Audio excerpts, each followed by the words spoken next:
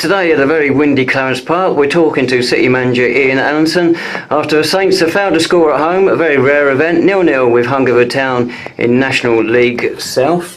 When Hungerford came here last season, Ian, we won 5-0. The way that game went today, that should have been another 5-0 hammering. Only ourselves to blame, but we didn't win. Yeah, without a shadow of a doubt. I just said to the players there, when Junior Moraes is here today, and I've said that people like Junior Moraes and Louis Fiapunis and people like that, they enjoyed scoring goals, and they made teams or punished teams by scoring goals.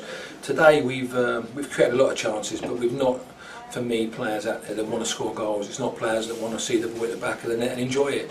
We've had lots and lots of chances, and we've probably only made their keeper make 1 or 2 saves. The rest of it, we've hit crossbars from 6 yards out. We've pulled balls wide from sort of 8-10 yards out, and then I think probably Sean had 2 chances in the last sort of 4 or 5 minutes, and both one went over the bar and went wide. When both times, if we hit the target, we might score a goal, and that comes down to us just finishing teams off and punishing teams, and we haven't done that today. Overall, I was really pleased with the performance. I was really pleased with.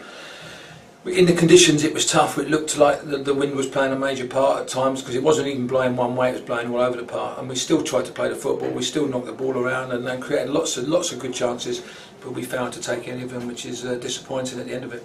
Yeah, I think you summed it up with our performance there. The wind was strongly to our backs in the first half, and the danger is you overhit the ball, but we didn't. We kept it well. The passes were good, and the domination was almost total.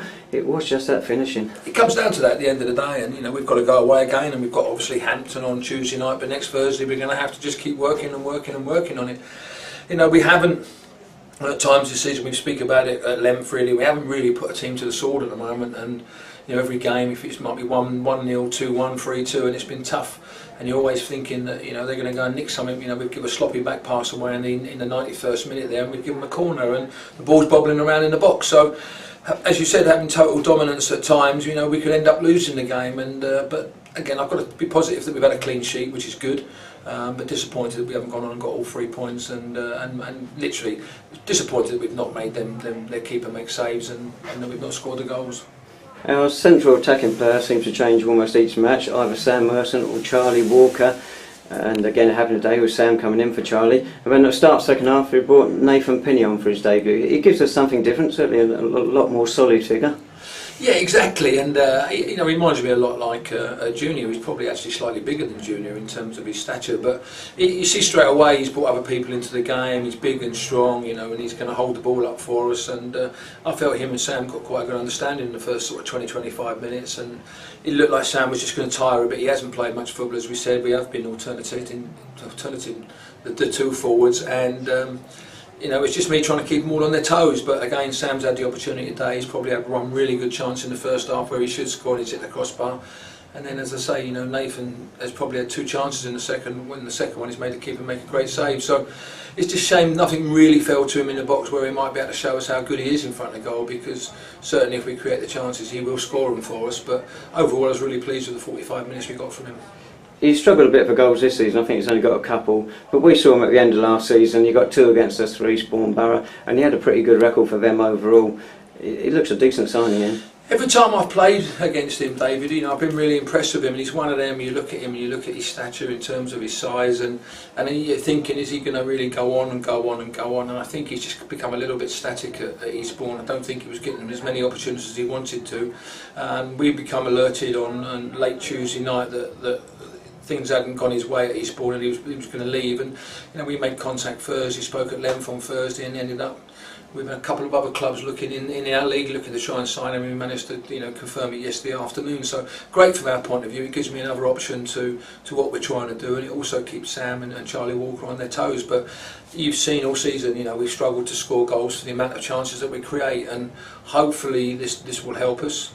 But as I say, it's not the end of what we're trying to do. It's because we spoke about the wide men, we spoke about Zane Banton, we spoke about Rhys Morrell-Williams and Sean Lucian. They need to be weighing in with their goals, and probably a lot of our chances fell today to Sean Lucian and Zane and to Rhys. And as I look back, and I think Zane's had a one-on-one and tried to go around the keeper when it might have been easier to bend one round him. Sean's had opportunities and twice he's missed a target, once he hit the keeper, and Reece certainly had 2 chances in the second half where against Bath he rolled one in the bottom corner and this time he's rolled it past the post. So as we said, we've got 4 or 5 people there that should be looking to score goals and enjoying scoring goals, and at the moment we're just slightly off that, but we've got to keep working hard at it. But overall, as I say, the performance for me was good. It's just a shame we've not picked up all 3 points. You mentioned Zane Banton, and he came off at half-time with an injury, and Tom Gardner's got an injury as well. How are they looking?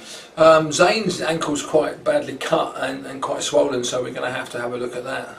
Obviously with a game in the next 72 hours, and I think that Tom Gardner's dislocated his little finger, but it's quite a bad one. It was sticking to one side, so I think he's gone to the hospital to get that put back. I think he was a little bit nervous of having it pulled without any anaesthetic into him, so but we'll have to see that. It's usually with something like that you can strap somebody up within 24, 48 hours and they'll be fine, so we'll have to just see that once he comes back from the hospital.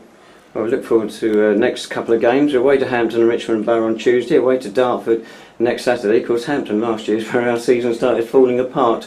I don't think you'd be expecting that this season, will you? Well, I hope not, but again, you've seen that Hampton, I think they've only lost a couple of games all season. They've had a lot of draws.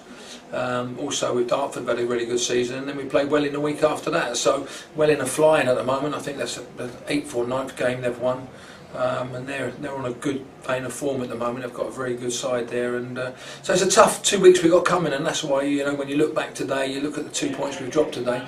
It's important to get them 2 extra 2 points today because we've got 3 really tough games coming up.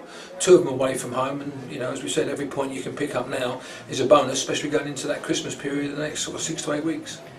I think today, according to Jake, we're still level at the top of the table with 2 other clubs because Braintree failed to win today. So Hampton will look at us as a side to knock down. I know we said this to the players before the game. I mean, I wanted us top after the game today, and I said that to the players before the game. I wanted us to be top. I want us to keep trying to push ourselves. I want us to keep trying to. When we hit the top, teams are going to raise their game against us, and we've got to overcome all of that. That's why I questioned the players again afterwards. Do we really want to go and push on, and do we really want to try and be top of the table, knowing that every team that comes to play you are going to want to beat you, and we have to live and learn with that pressure. And it's too easy for us not to win games in terms of let's settle for a 0-0, settle for a 0-0, settle for a 0-0. That's not good enough. We've got to be looking to try and get top spot, and then we've got to kick on. See teams last year in terms of Maidenhead stayed their whole season, and teams kept trying to knock them off the perch, and it didn't happen. And we've got to get there. We've got to get top, because I'm telling you what, it's a damn sight easier being at the top than it is at the bottom. And once we get top spot or in that top 3 or 4, we've got to stay there and maintain what we're trying to do. And for me, dropping points today doesn't help, but we've got to pick ourselves up and go again on Tuesday. Well, looking at the squad overall, Ian, you brought in that one player this week, as we've already spoken about.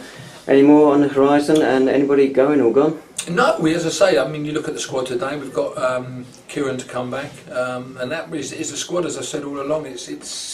It's not a big squad, but we've just got to keep doing what we've got.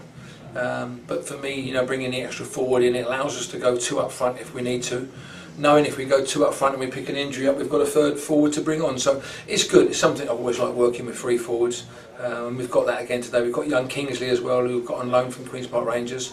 But the situation with that, he could get called back at any time. We're on a 24-hour call-out, so I have to have precaution that if that happens, it would leave us quite light. So, bringing Nathan in was the right thing. I think he's the type of player that will improve us in terms of getting hold of the ball and keeping the ball and passing the ball, and he brings other players into the game really well.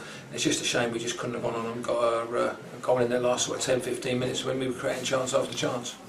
Lovely, thanks so much, Ian, and best of luck on Tuesday. So on Tuesday then, Saints away to Hampton and Richmond Borough, kick off at the Beverley as at 7:45, and that's the National League South.